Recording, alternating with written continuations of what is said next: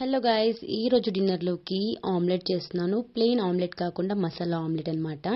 So నేను ఎలా చేస్తానో చూపించేస్తాను. ఫస్ట్ అయితే ఒక 6 ఎగ్స్ తీసుకున్నాను. తర్వాత ఒక ఆనియన్ మొత్తం ఒక చిన్న చిన్నగా కట్ చేసుకొని పాన్ పైన కొంచెం వేయించుకోవాలి. టేస్ట్ బాగుంటుంది అనమాట. సో నెక్స్ట్ అయితే మనం పగలగొట్టుకున్న ఎగ్స్ లో కొంచెం ఉప్పు, కారం, పసుపు, కొంచెం ధనియా పౌడర్, కొంచెం గరం మసాలా, అల్లం వెల్లుల్లి పేస్ట్ మంచిగా వేసేసుకొని బీట్ చేసేసుకోవాలి.